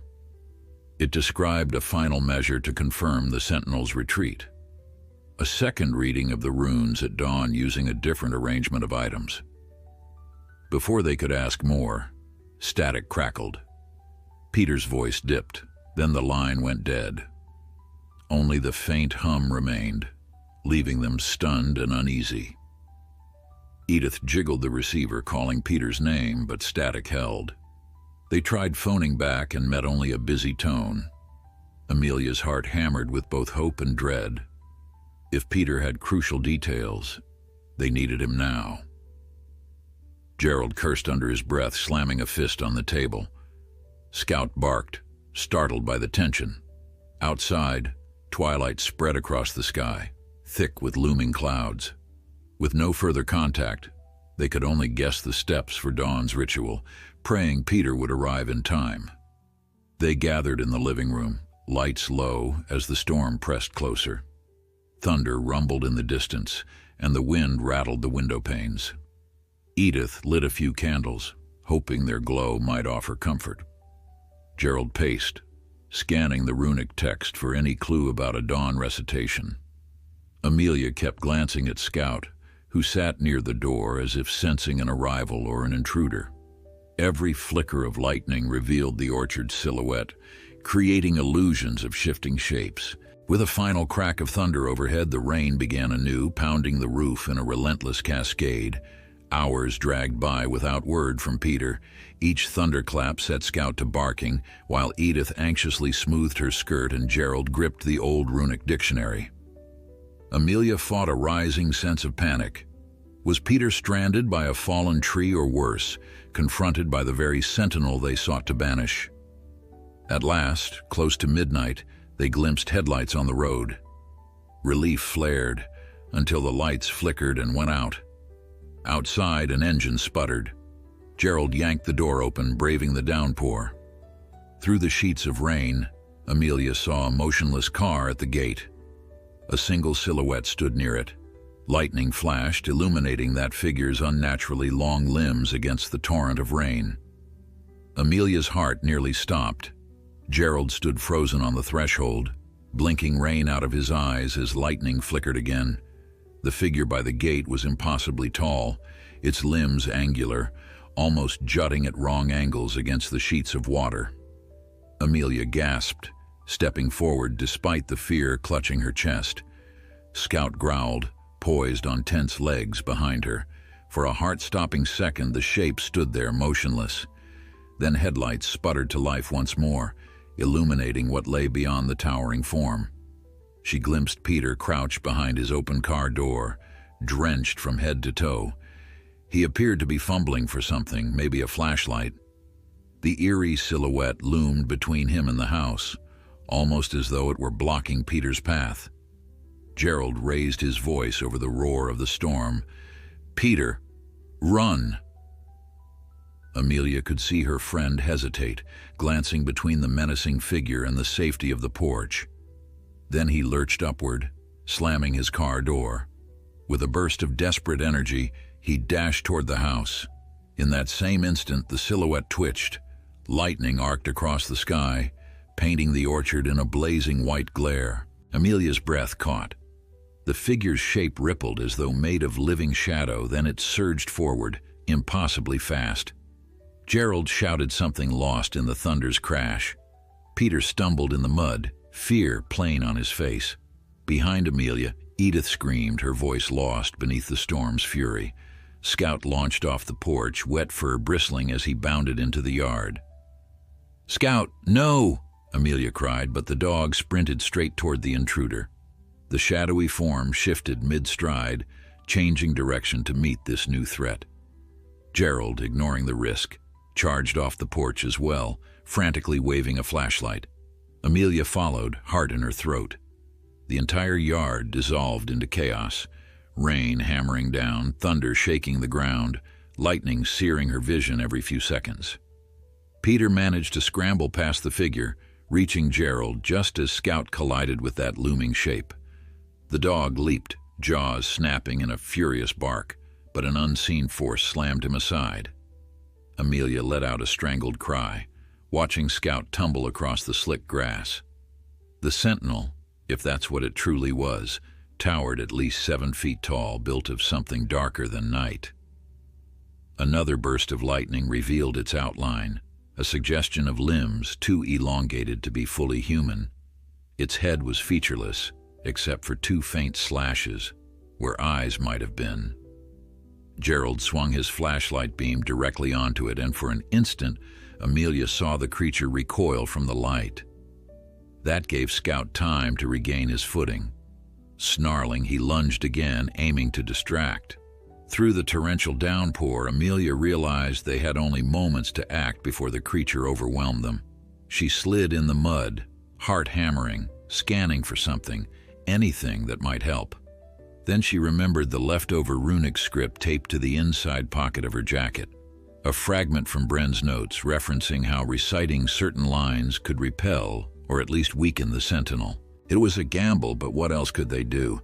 Clutching her collar, Amelia yanked out the damp slip of paper. Rain battered her eyes as she tried to read. "Gerald!" she hollered, adrenaline surging. "Shine that flashlight here." She stumbled toward him, and he steadied her by the arm, adjusting the beam so it caught the ink. The text was smudged, water dripping down the page, but enough remained to attempt the chant. Meanwhile, Peter dragged himself upright, pressing a hand to his side. He carried something that looked like a tattered folder. "I found the binding codicil," he gasped, eyes wide with terror. "But it says we need—" His words cut off when Scout released a yelp, thrown back a second time by the entity's sweeping arm. Amelia's blood roared in her ears. If they didn't do something now, the dog wouldn't stand a chance. She raised her voice, shouting the archaic syllables from the slip of paper. "Hedra, Solvan, Karandin." Her voice quavered, uncertain of pronunciation, but she forced herself onward. Gerald joined, echoing each phrase the best he could. Peter, breath ragged, hobbled closer, adding his voice. The storm's fury seemed to intensify around them, lightning and thunder pounding in rapid succession. The silhouette stepped back, limbs rearing in an almost predatory stance, each thunderclap unveiling its grotesque posture. Scout lay panting in the mud, flank heaving. Edith from the porch screamed his name, but the dog struggled to rise. As Amelia finished the last line, something happened. A ripple of distortion tore across the figure's body, making it flicker. It let out a hissing sound that cut through the downpour. For one hopeful beat, she thought they'd driven it off. Then the sentinel lunged again, swiping an elongated arm toward Amelia and Gerald. The blow never landed. Peter thrust himself in the way, holding out the battered folder. Inside it was an old sheaf of runic diagrams newly uncovered from the archive. They glowed faintly under the lightning's glare. The creature recoiled once more. Taking advantage of that hesitation, Gerald grabbed Scout by the scruff, dragging him away from the entity's reach. Rain soaked everyone to the bone, clothes plastered against skin. The entire yard felt like a battleground. Amelia's heart pounded so loudly she barely heard Peter's strained shout. "There's a second binding. We have to lure it to the circle again and use the dawn recitation. The words rattled in her mind. Dawn was hours away, and the creature was already here, prowling the yard. How could they contain it until then?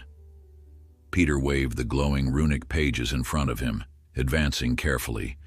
Each time the sentinel tried to surge forward, he recited a clipped line, pushing it back a step.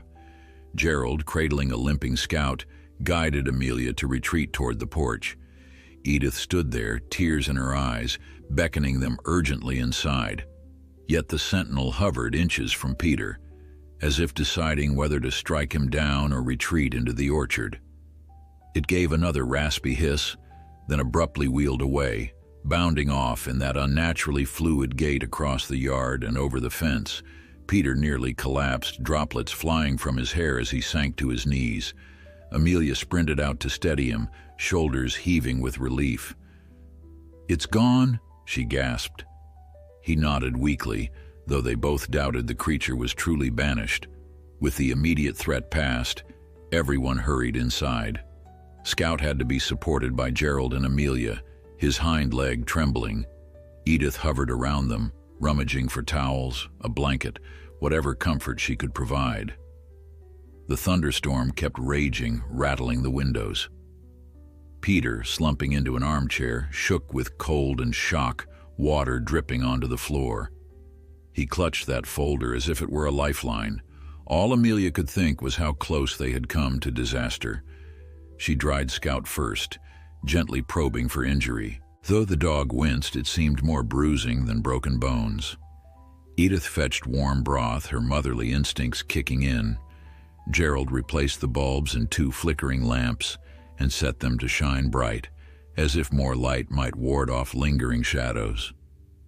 Gradually, their heavy breathing slowed, and the danger of the moment receded enough for them to speak. Peter took a shaky sip of broth before explaining. "I found a sealed ledger in the archives, like I said on the phone. It contained references to a second binding used specifically if the sentinel ever manifested outside the circle." He held out the folder, showing them runic diagrams half-eaten by mold and time. "We have to repeat a modified ritual at dawn, but not in the orchard. This time it's back at the circle. According to these notes, the sentinel can't fully cross unless it's near the gateway at first light. That's our chance to trap or banish it for good." Amelia swallowed, recalling how they had originally placed the box back in the ground with what they thought was the complete incantation. "So it's free to roam until dawn? It almost killed Scout just now. How do we keep it away from us in the meantime?" She stroked the dog's damp fur, feeling him shiver. Peter leaned forward, wincing from bruises of his own. "The codicil mentions a warding circle we can create around the house to repel it until dawn. It's temporary, but might give us protection. We'll still have to face it at daybreak at the stones for the final banishment. If we do nothing, it'll remain prowling." Gerald exchanged a grim look with Edith. "We don't have a choice," he murmured. "We'll do the warding circle now, hunker down until daybreak, then head to the forest for the finishing ritual. Let's not underestimate this thing again." Nodding, Peter began flipping through damp pages, pointing out the instructions. They needed salt, reflective surfaces, and a repeated chant to set an invisible barrier around the perimeter. If done correctly, the sentinel would be unable to breach it until the wards dissolved at sunrise. Amelia felt an odd glimmer of relief. At least they had a plan. Still, her nerves frayed at the thought of the creature lurking just beyond the yard. They split tasks. Gerald located enough salt from the pantry while Edith fetched mirrors, some decorative, some from old closets. Amelia rummaged for chalk to mark symbols by each doorway. Peter wrote out the chant, ensuring they'd recite it flawlessly. Scout rested on a thick blanket, every so often lifting his head to watch them bustle about. His eyes were weary, but he thumped his tail as if to assure Amelia he'd recover. Outside, the storm still raged, but they had no time to wait for calmer weather. One by one, they braved the downpour, placing mirrors at carefully measured intervals around the house's exterior. Amelia drew runic shapes with chalk, though the rain threatened to wash them away. Gerald poured lines of salt along windowsills and thresholds. Edith stood by with an umbrella, straining to hold it steady against gusting winds. Meanwhile, Peter recited each verse of the warding chant from the folder, voice trembling but resolute. The sense of urgent teamwork bound them together. Each flash of lightning made them glance nervously at the tree line, but the orchard remained empty under the strobing sky. When at last they finished, they rushed inside, slamming and locking the door. Through the windows, they could see rivulets of water cascading down the glass, reflecting occasional flashes. Everyone dripped onto the floor, breath ragged from the swift, intense labor. "Now we wait," Peter said, swallowing hard. "If the codicil is correct, the sentinel can't cross the perimeter. At dawn, we go to the circle and perform the final banishment." Gerald nodded, though anxiety rippled through his tense posture. "We need to rest, gather our strength. With any luck, this ward will hold until sunrise. Then we finish what we started." Amelia's gaze fell on Scout, sleeping fitfully at the base of the couch. Something about how bravely he had flung himself at that terror made her throat tighten with emotion. She also recalled how the sentinel had stood under the lightning, impossibly tall, half-formed from swirling shadows. They'd repelled it, but it wasn't gone. The hardest part still lay ahead. Outside, the wind howled, buffeting the old house. Thunder rattled the dishes in the cupboard. In the faint lamplight, the group huddled close, overshadowed by a mixture of fear and determination. Dawn could not come soon enough. Night enveloped the house in a restless hush. The circle of salt glimmered faintly in the gloom, while flickers of lightning danced across each mirror propped against the siding. Inside, Amelia found herself pacing from room to room, checking the lines of chalk near every window, verifying that the reflective surfaces stayed in place. The power had flickered twice, but not yet gone out, leaving them with enough light to see each other's worried faces. Gerald remained by the living room table, occasionally reciting a protective line from the codicil, as though reinforcing the barrier. Scout dozed fitfully, whimpering each time thunder shook the old walls. Peter huddled in the armchair, flipping through the water-stained pages of the final codicil. Whenever lightning flashed, he caught glimpses of script warning of dire consequences if the dawn ritual was not performed correctly. Hours crawled by in suffocating tension. Each crash of thunder seemed to echo the pounding in Amelia's chest. She stood by the mantel, stroking a trembling Scout, and tried to recall simpler times, mornings spent walking the forest trails, picking apples with her grandparents, unaware of the hidden darkness beneath the soil. Now, every minute until dawn felt like a test of resolve. Eventually, the storm began to lose strength, leaving only the steady hiss of rainfall on the roof. Outside, the mirrors gleamed in occasional flashes, and the salt lines glistened in the wet grass. Edith had prepared a small pot of oatmeal, though nobody felt hunger. She forced each of them to eat a spoonful or two, worried that if Dawn's confrontation proved strenuous, they'd need every scrap of energy. Gerald managed a quiet thank you, still dressed in boots and jacket as if ready to dash outside at any moment. Peter closed the codicil's folder at last, sighing as he massaged his bruised ribs. "It's consistent with the earlier notes," he explained. "We have to lead the sentinel to the stone circle right before sunrise, then recite this new incantation, weaving in the original lines we used when burying the box. It references a dual anchor, one part from the circle, one from the sealed artifact. If done precisely, the sentinel will be forced back behind the threshold. If we fail..." He trailed off, eyes flicking toward Scout. The dog had risked his life once already. A hush settled over them. They all understood the stakes. If the sentinel remained free, the entire region could face escalating disturbances. Already the orchard felt abandoned by wildlife, and who knew what else might occur if the barrier fully collapsed. Gerald stood, bracing himself against the back of a chair. "We'll do it together at dawn. Let's gather our supplies. And I think we should bring an extra lantern this time, plus some protective measure for Scout." His gaze flicked to Amelia. "He'll want to come, but we can't risk him charging the sentinel again." Amelia nodded. Her heart ached at the memory of Scout's helpless yelp when the sentinel tossed him aside. She crossed to where he lay, gently stroking his fur. A few bruises marked his flank, but he rested with determined calm, as if sensing his fight was not done. "We'll leash him and keep him close," Amelia murmured. "No matter what, he won't be alone." Her voice trembled, recalling the terror of that confrontation in the yard. Edith approached, pressing a reassuring hand on her granddaughter's shoulder. "We'll look out for him," she promised softly. They spent the rest of the long night in cautious preparation. Peter copied the new incantation onto separate slips, ensuring each person had a version in case someone got separated. Gerald gathered sturdy rope, a crowbar, and extra batteries for the lanterns. Edith found an old harness for Scout, wrapping it in protective cloth.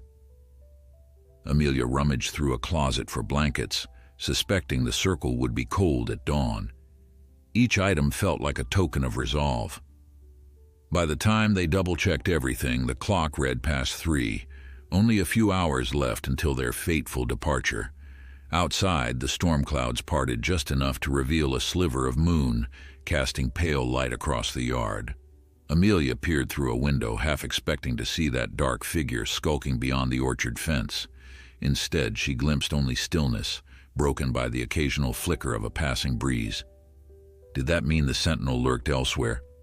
Or had the warding circle truly confined it? She felt no relief, only a tightening anxiety. Dawn would force them to confront the sentinel on its own ground, yet waiting seemed more torturous than any direct battle.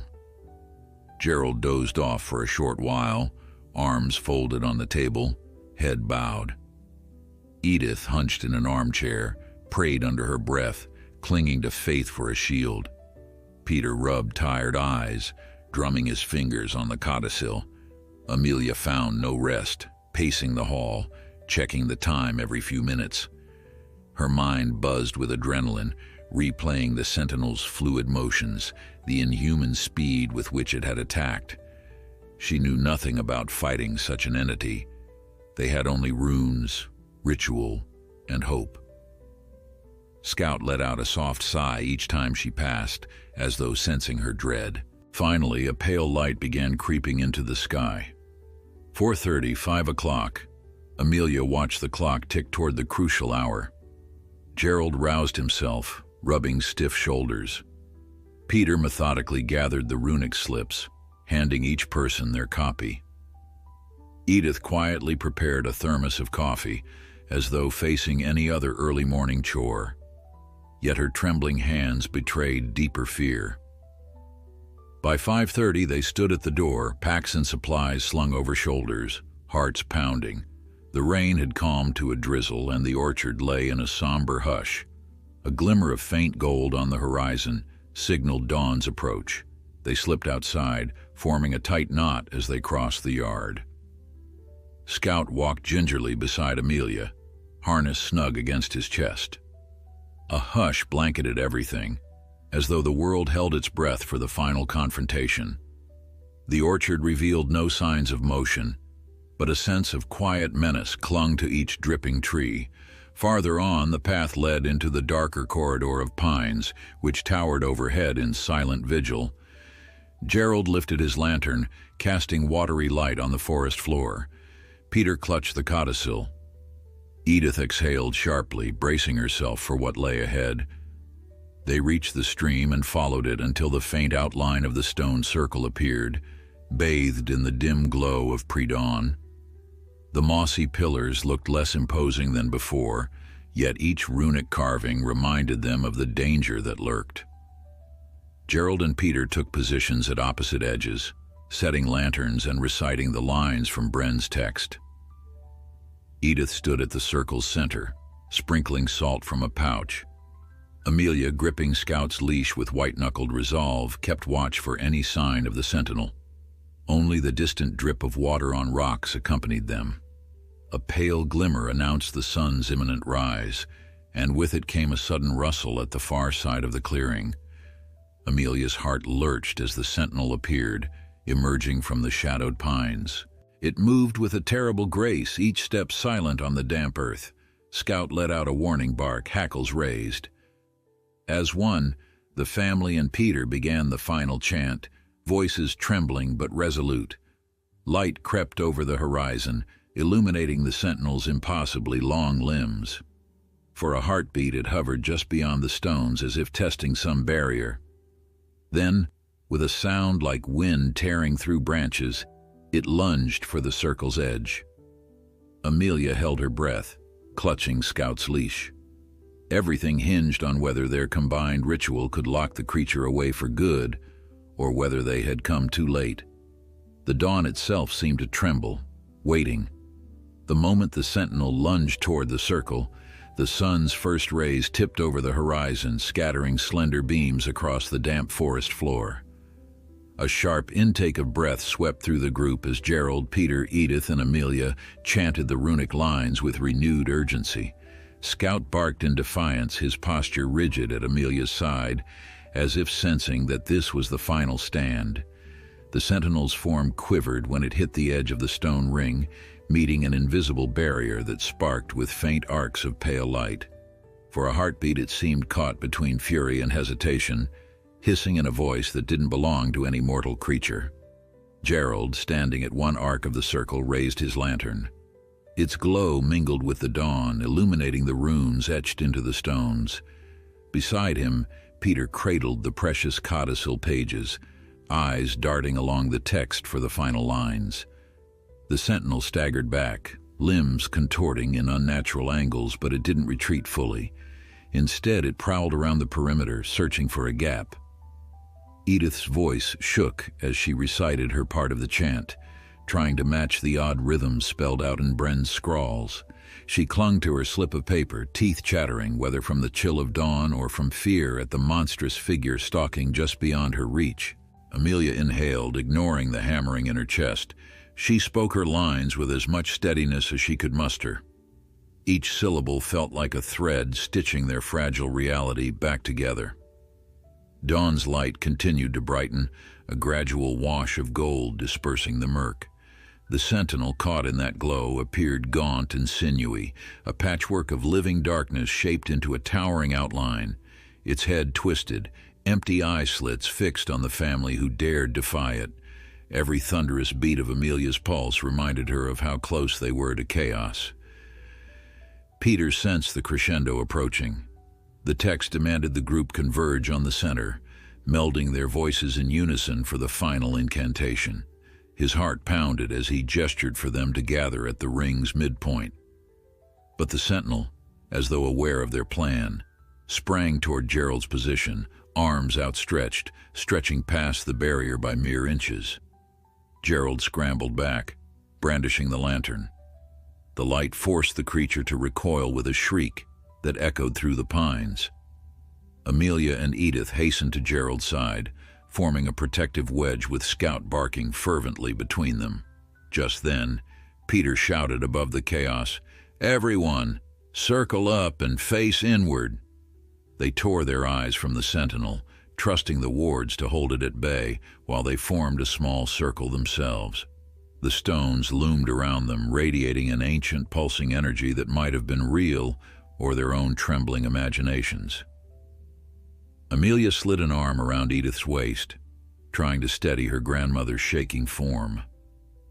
Scout pressed close against Amelia's leg, quiet now, as if knowing this was the crucial moment.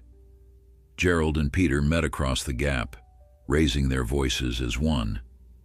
They chanted the final verse, each word resonating through the clearing. Some lines Amelia recognized from the initial ceiling, while others rang unfamiliar, a deeper layer that Bren must have kept hidden until forced to reveal it. As they recited, the sky lightened further, turning from a grim gray to a gentle peach. The sentinel snarled, pacing the perimeter, clearly desperate to disrupt what was happening. Several times, it threw itself against the boundary of stones, but the circle crackled with pale fire, sending it stumbling away, half dissolved into flickering shadows. With the last line uttered, Peter sank to his knees, pressing his palm against the damp soil. Amelia, Gerald, and Edith followed, scrawling an identical rune in the earth with trembling fingers. The gesture, described in the codicil, was the final step that would tether the sentinel to the circle's ancient wards. Scout kept watch, his muzzle low, poised to defend them if the creature broke through. Lightning no longer flashed overhead, but a heavy hush hung in the air, as if the storm's remnants had pooled into this silent confrontation. The sentinel roared in protest, a terrible sound like splintering wood and rushing wind melded together. It pressed close to the ring's edge, thrashing elongated arms in a last attempt at freedom. For a dreadful moment, the circle's glow began to flicker, and panic cramped Amelia's chest. Had they missed a line? Was the sentinel's power too great? Her lungs constricted until she could barely say the next word. Then, as though awakened by a final spark, the boundary flared with white-hot brilliance. Each stone shone with runes that had long been hidden under moss, revealing themselves as they channeled the dawn's energy. The sentinel stiffened. Every sinew of its shadowy form trembled, caught in a web of runic force. Gerald clenched his fists. "Hold on," he shouted, though his voice nearly cracked. The family and Peter kept their kneeling positions, hands pressed to the ground, focusing on the runes they'd drawn. A searing light crackled around the perimeter. It whipped across the clearing in arcs that seemed half lightning bolt, half living energy. Scout whimpered but didn't run, anchored by Amelia's trembling hand on his harness. Another shriek tore from the sentinel as the arcs coiled around its torso, binding it like chains. In a burst of swirling darkness, the creature collapsed inward, folding into itself. For a heartbeat, it was as though the shadows melted into the stones, funneling downward into the very soil. Then abruptly, the shrieking ceased. A deafening quiet fell on the circle. Even the wind died, leaving the pines still. Amelia exhaled shakily, blinking away the after-images of that brilliant flare. They remained kneeling, hearts pounding, trying to grasp what had just happened. Gerald looked to Peter, who stared back with wide, uncomprehending eyes, both seeking confirmation. Edith gently lifted her gaze, tears catching in the early sunlight. "Is it gone?" she whispered. Nobody answered at first. The next breath felt like the first in a lifetime. After what felt like an eternity, Peter found his voice. We followed every line. We anchored the sentinel to the sealed crossing." He swallowed hard. "I think it's contained." Amelia dared to look around at the stones, each one dull and mossy once more. No arcs of energy crackled now, and the circle looked as ordinary as any ancient ruin. Yet she sensed that the final step had reversed whatever breach they'd created by unearthing the box. Perhaps the old ward stood renewed, restoring the boundary between realms. Gerald carefully pushed himself to his feet, offering Edith a hand. She leaned on him, shaking in the aftermath of raw terror. Amelia checked Scout for injuries, relieved to find only superficial scrapes. The dog licked her trembling fingers. Then she stood, brushing damp leaves from her jacket. Her ears still rang with the sentinel's last shriek, but the forest around them began to wake with faint bird song, as if nature itself exhaled in relief. They slowly moved to the edge of the circle. "One way to be sure," Gerald said in a thick voice, "is to see if the orchard is normal again." He avoided naming the possibility that the sentinel might still lurk, waiting for a second chance. Edith nodded, tears drying on her cheeks. Together they left the ring of stones behind, picking their way back through the pines. The tension that had suffocated them was still present, but no longer so suffocating. There was a subdued hope that the immediate nightmare had ended. By the time they cleared the thickest part of the woods, the sun was fully above the horizon, bathing the orchard in gentle gold. It looked almost serene, the leaves of the apple trees heavy with droplets, shimmering in that morning light.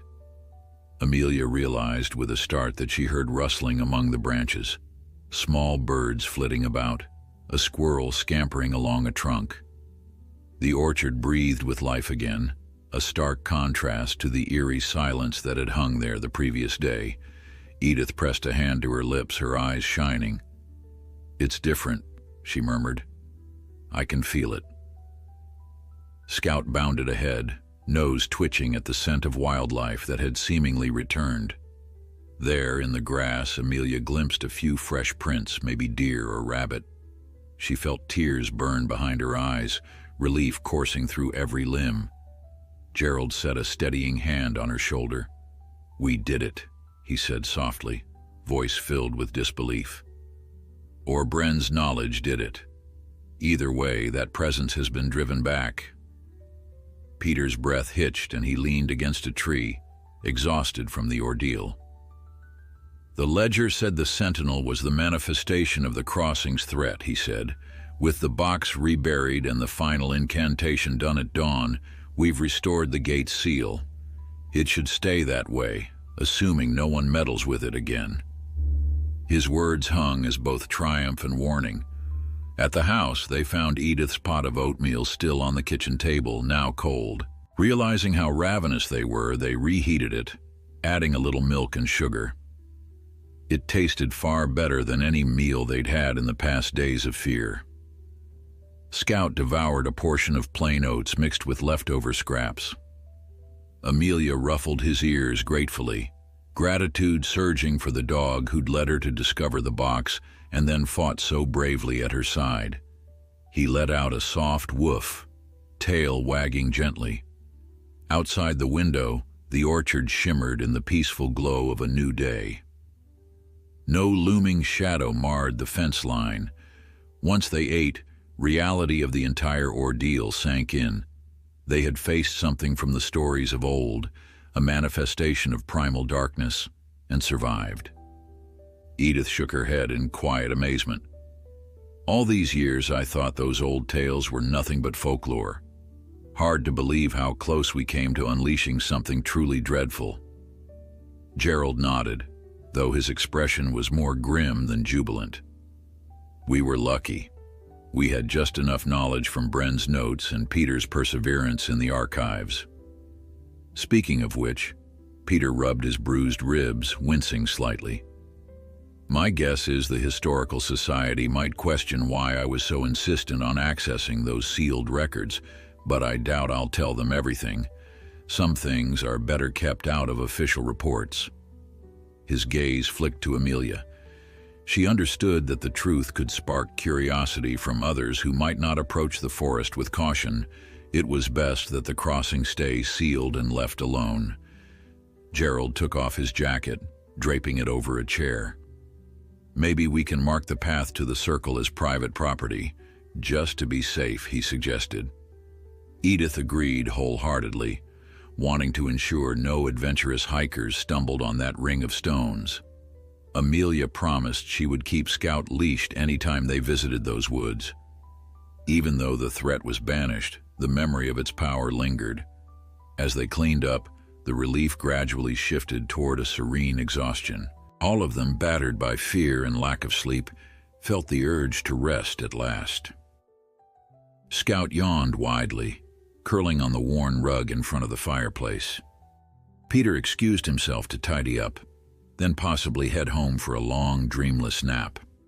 Gerald clapped him on the back, murmuring a heartfelt thanks. Edith lingered, running a gentle hand over the embroidered cloth that had once wrapped the box, now stored away in a locked cabinet.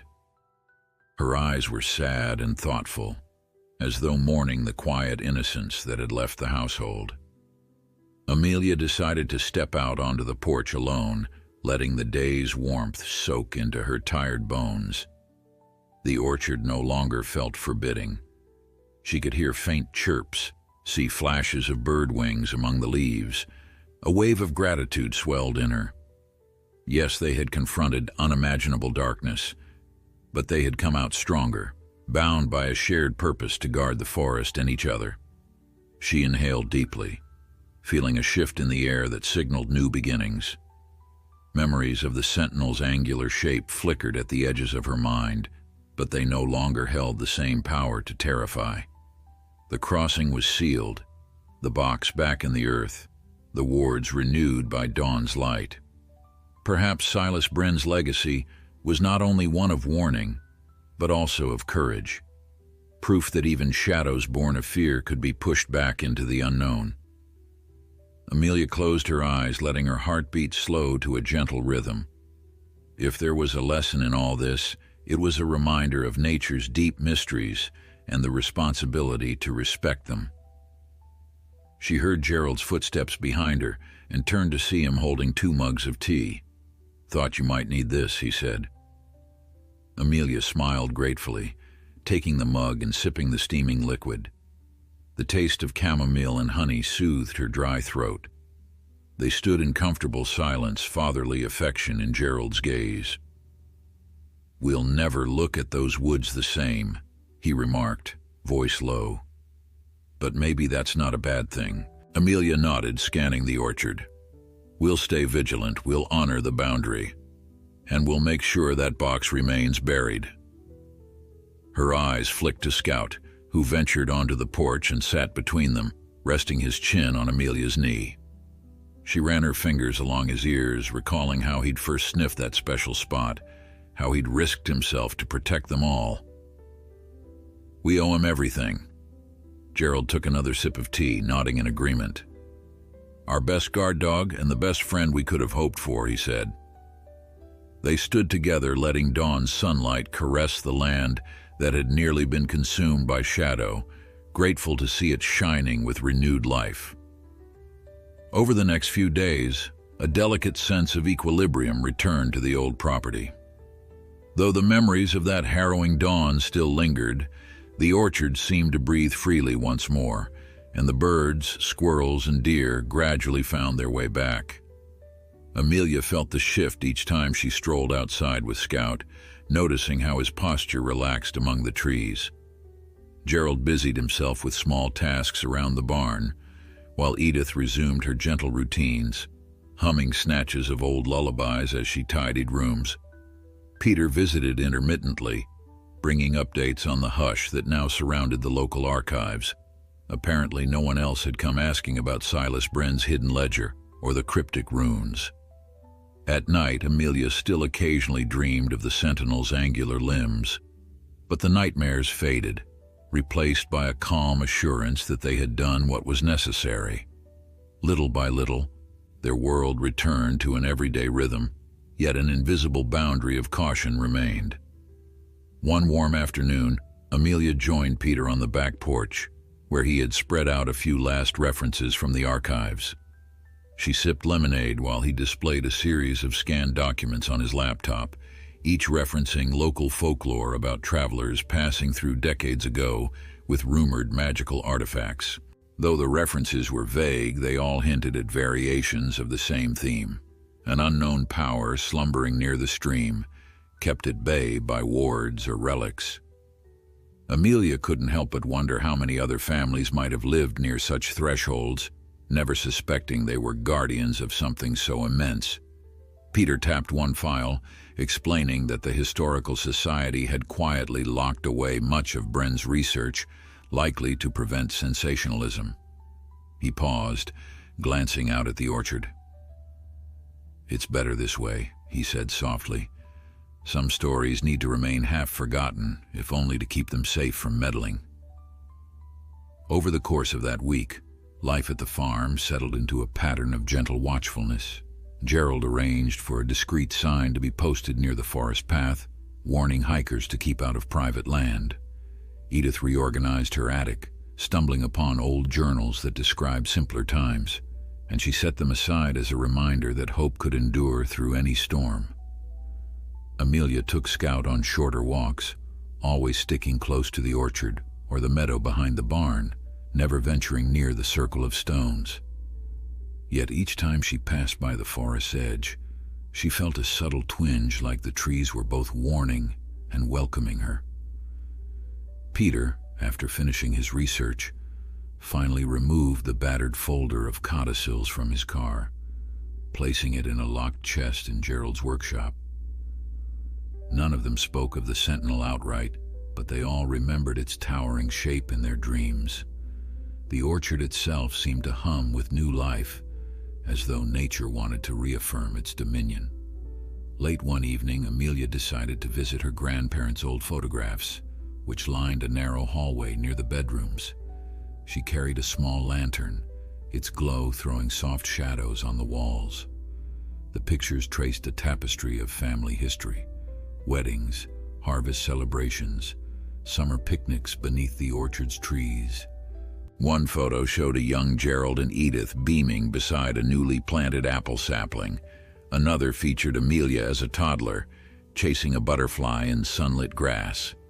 It struck her that across the generations, these woods had been part of her family's story, a silent observer to countless joys and heartbreaks.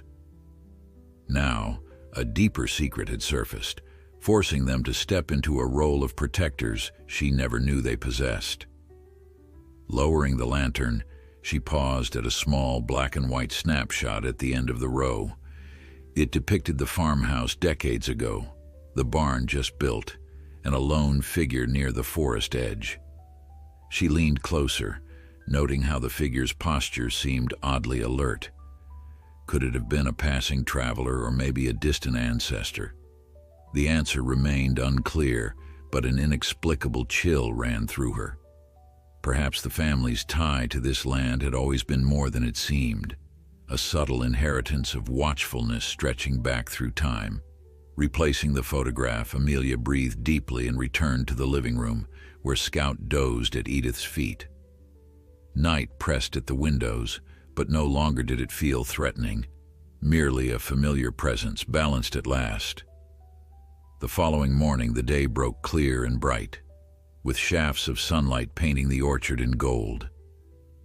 Gerald rose early to fix a broken fence post, while Edith began preparing a celebratory breakfast, pancakes topped with fresh fruit.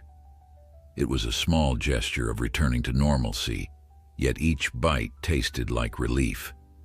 Midway through the meal, Peter arrived unexpectedly, waving a thick envelope in one hand. He explained that the Historical Society had mailed him some final notes gleaned from Bren's stored items, offering closure to the events that had unfolded. Inside were fragments of letters, including one rumored to be from a caretaker who once guided Bren through these very woods. The caretaker wrote of feeling both awe and dread, suspecting that the forest harbored an ancient spirit seeking only to protect its domain from reckless intrusion. The letter ended with a plea: safeguard the boundary, respect the runes, and remember that fear often arises from ignorance. Touched by the caretaker's plea, Amelia realized that their family's role now extended beyond simple guardianship. They were stewards of a quiet boundary, inheritors of wisdom left by generations before. That knowledge instilled humility instead of pride. While they might never fully grasp the forest's deepest secrets, they had proven their willingness to protect it. After breakfast, they gathered in the orchard, letting the sunlight wash over them. Edith laughed as Scout nudged her hand for scraps, his tail wagging in contentment. Gerald surveyed the neat rows of trees, feeling a renewed bond with the land. Peter took photos, planning to add a final footnote to his research and then lock it away.